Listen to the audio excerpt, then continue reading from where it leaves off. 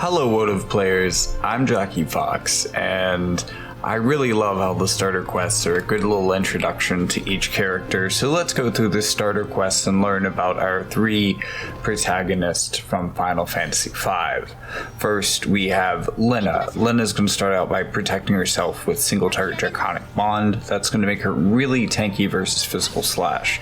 And my vibe is that these goblins are probably physical slash and these mantises are probably physical slash, so I'm thinking that's the best way to keep her safe for this.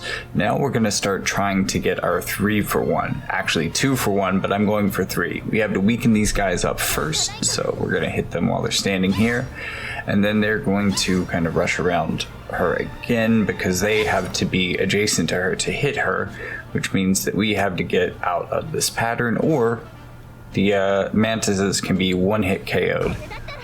So we can take them down as the third, but again, we only needed 2, so even if that wasn't the case, we still could have nailed that. So this is a good time to use your LB. You need to use it at some point. You may not really need the heal very bad here, but if you're going to have superfluous healing, you may as well get Protect and Shell. That just feels like a good call, and it's one of the conditions to complete this level. And from here, Bartz is going to do at least a bit of the KOing for you. It's good first to get him and yourself supplied with AP with half ether, and then just let him kind of deal with other stuff while you try to manage things. Usually with Gust, I think, is probably one of the more impactful skills you could use here because things typically don't get in range enough for Aruga. And the extra debuffs probably help a little bit too. But Bartz is really gonna slay through the dark with Blade Blitz.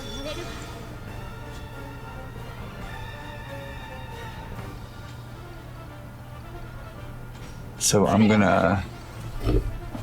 That's not necessarily the move because it doesn't look like it reduces damage that much, but theoretically they are both hitting you with magic scaling attacks, so the extra spirit should be helpful.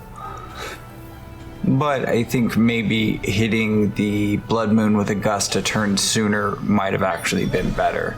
The magic down would have been probably just as helpful, and the hate down is a little irrelevant, but you know, I guess if you were taking more damage, if you're taking more damage, heal. There's really, there's kind of no reason to use that, at least in this setup. Not a terrible skill. Giving your support hate down, it's usually pretty good, but it's just not as helpful here. So moving on from Lenna, let's look at Bartz. And all of us have Bartz, so we may as well get to know this bad boy. So the first thing you're going to do is use Defender. This is going to give you a physical shield, but also area attack resistance for your allies here. Then they are going to boost up their AP and go on a fucking rampage. You're going to enable that rampage, and one of the big ways that you're going to do that is by removing the courage from these 3 big boys right here. And if you're lucky, you're definitely going to get some support in that because Stern is pretty fast, and if he can line up that, then you have the opportunity, don't stand in the splash zone, you have the opportunity to clean sweep these 3 out of existence and get your 2 KOs at once. Again, 3 KOs at once, but you know, it says 2. A little bit of overkill never hurt anybody, except for the people that you overkill. It hurts them a lot. That's why it's called overkill. So now we're very rapidly at the final boss of this particular level. We have yet to use our LB, but we've also yet to use our follow-up damage. So let's try that on for size. And let our allies do the attacking while we just support by pinging this thing down. Now let's use our LB, because that is one of the conditions for completing this map fully. Taking some damage, but also kind of breaking up.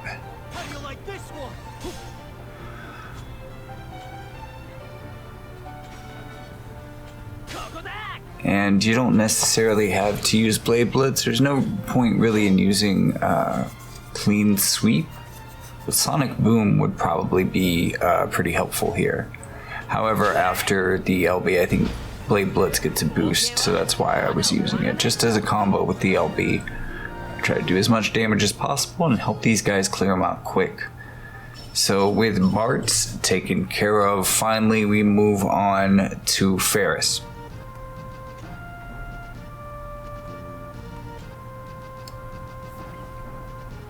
Faris is a fun unit as well, and really similar to Bartz in a lot of ways. Even with some of the sub jobs, and also with the way that this starts. We have two friends, we're going to be in the middle of them, and we're going to use our buff that helps all of them.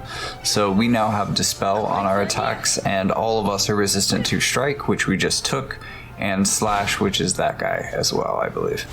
Not really sure what the birds are necessarily, but maybe they're Strike. Who knows?